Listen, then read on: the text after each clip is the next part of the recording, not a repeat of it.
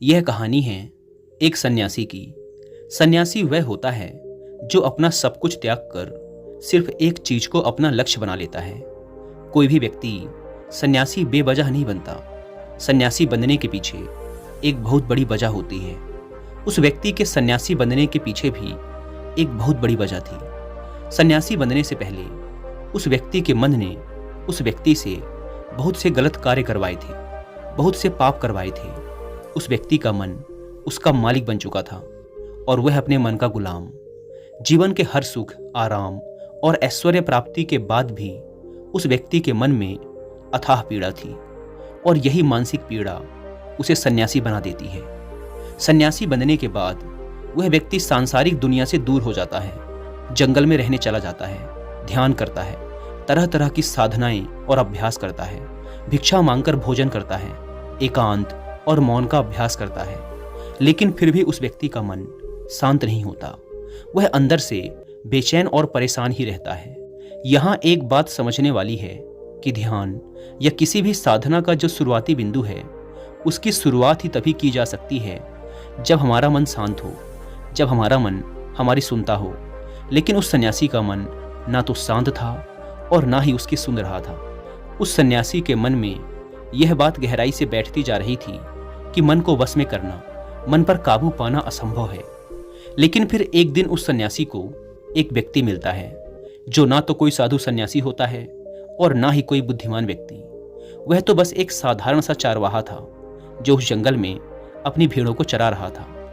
वह चारवाहा उस सन्यासी के पास आकर उससे पूछता है, क्या मैं तुम्हारी कुछ मदद कर सकता हूँ? तुम बहुत परेशान लग रहे हो। मैं तुम्हें पिछले कई दिनों से देख रहा हूँ। तुम बहुत बेचैन रहते हो। अगर तुम चाहो तो मैं तुम्हारी सहायता कर सकता हूँ। चारवाहे की बात सुन सन्यासी कहता है, भला तुम क्या मेरी मदद कर सकते हो?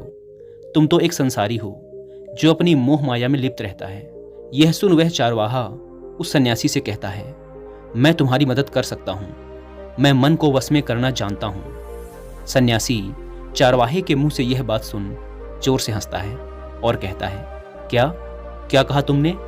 तुम मन को वश में करना जानते हो? मैंने अपना सब कुछ त्याग दिया, आकर जंगल में रहने लगा। तब भी मैं अपने इस मन का गुलाम हूं और तुम कह रहे हो कि तुम इसे वश में कर सकते हो। वह चारवाहा कहता है, मन को वश में करने के लिए सभी वस्तुओं का त्याग करना आवश्यक नहीं है और ना ही जंगल में आकर रहना जरूरी है। बस एक चीज है जिसे छोड़ना सबसे जरूरी है। वह सन्यासी उस चारवाहे से पूछता है, और वह एक चीज क्या है?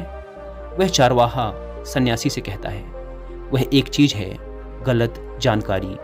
आज तक हमारे भीतर जो भी जानकारी गई है उसी ने हमारे मन का निर्माण किया है। सन्यासी उस चारवाहे से पूछता है, परंतु वो कैसे? वह चारवाहा समझाते हुए कहता है, मान लो तुमने आज तक अपने जीवन में सेब का फल नहीं खाया, तुम्हें सेब के स्वाद के बारे में कुछ भी नहीं पता, तो क्या तुम्हारा मन कभी सेब खाने को कर सकता है? नहीं ना। इसीलिए हमारे मन का निर्माण जानकारी से होता है। वह सन्यासी उस चारवाहे की बात से प्रभावित हो जाता है और उससे कहता है, क्या आप इस बारे में मुझे और विस्तार से समझा सकते हैं? वह चारवाहा उस सन्यासी से कहता है, अगर तुम अपने मन को वश में करना चाहते हो तो अब मेरी बातों को ध्यान से सुनना। तुम अपने मन को वश में केवल तभी कर सकते हो जब तुम अपने मन की जड़ों को देख पाओगे। मन का निर्माण जानकारी से होता है और हमारे शरीर में जानकारी के 5 प्रवेश द्वार होते हैं। पहला, आँख। हम अपनी आँखों से जो कुछ भी देखते हैं, अच्छा या बुरा, वो सब हमारे मन की याददाश्त में इकट्ठा होता रहता है। दूसरा, कान। हमारे कान जो कुछ भी सुनते हैं वह भी हमारे मन में बीज के रूप में बो दिया जाता है। तीसरा, जीभ। जिस भी चीज़ का स्वाद हम एक बार ले लेते हैं वह हमारे मन की याददाश्त में अंकित हो जाता है। चौथा है नाक। जो भी हम एक बार सूंघ लेते हैं, खुशबू या बदबू, वो सभी हमारे मन में दर्ज हो जाती हैं। और पांचवा है त्वचा। जिस भी चीज़ को हम एक बार छू लेते हैं, स्पर्श कर लेते हैं, उसकी याददाश्त हमारे मन में कहीं ना कहीं अंकित हो जाती है। इन 5 शारीरिक दरवाजों से जो भी जानकारी हमारे अंदर जाती है वह जानकारी बीजों के रूप में जमा हो जाती है और धीरे धीरे वृक्ष बनती है।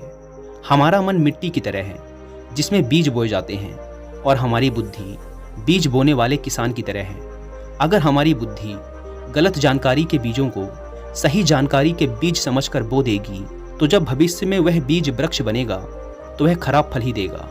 तुम्हारा मन तुम्हारे वश में इसीलिए नहीं है क्योंकि तुमने पहले से ही अपने मन में बहुत सारे गलत बीज बो रखे हैं और अब वो बीज बड़े वृक्ष बन चुके हैं। वह सन्यासी उस चारवाहे से पूछता है, तो अब मुझे क्या करना चाहिए, क्योंकि अब तक तो मैं बहुत सारे गलत बीज बो चुका हूँ और जो बोए जा चुके हैं उन्हें वापस निकाल नहीं सकता। वह चारवाहा उस सन्यासी से कहता है, अब तक तुम अनजाने में गलत बीज बो रहे थे, लेकिन अब जानबूझकर सही बीज बोना आरंभ कर दो। भीतर अगर हजारों बीज गलत हैं तो क्या हुआ, अब से लाखों सही बीज बोने के लिए तैयार हो जाओ। तुम्हें बस पूरे दिन इस बात पर ध्यान देना है कि इन पांचों द्वारों से तुम्हारे भीतर क्या जानकारी जा रही है और जो जानकारी जा रही है वो सही भी है या नहीं। वह सन्यासी पूछता है, यह कब तक करना होगा। वह चारवाहा कहता है, पूरी जिंदगी भर। जिस प्रकार तुम हर दिन अपने पेट को अच्छा भोजन देते हो, उसी प्रकार तुम्हें हर दिन अपने दिमाग को भी अच्छा भोजन देना है, यानी सही जानकारी और सही विचार। जीवन में हर दिन हर पल तुम्हें सिर्फ दो विकल्प मिलेंगे, जिसमें से एक विकल्प तुम्हारे लिए सही होगा और दूसरा गलत, लेकिन तुम्हें हर बार सही विकल्प का ही चुनाव करना है। हमेशा याद रखना, सही विकल्प का चुनाव करते समय तुम्हारे भीतर पीड़ा पैदा हो सकती है, लेकिन वह पीड़ा सिर्फ कुछ समय ही रहेगी। इसीलिए चाहे तुम्हारे अंदर कितनी ही पीड़ा क्यों ना हो, तुम्हें हर बार सही का ही चुनाव करना है। जितनी बार तुम सही चुनोगे उतनी बार तुम अपने अंदर एक सही बीज बोओगे, और जिस दिन तुम्हारे अंदर के सही बीजों की संख्या गलत बीजों की संख्या से अधिक हो जाएगी, उस दिन तुम्हारा मन तुम्हारे बस में होगा। लेकिन उस दिन के लिए आज से, अभी से अपना प्रयास जारी रखना होगा। वह सन्यासी तो उस चारवाहे की बात को समझ जाता है, लेकिन क्या आप समझ पाए?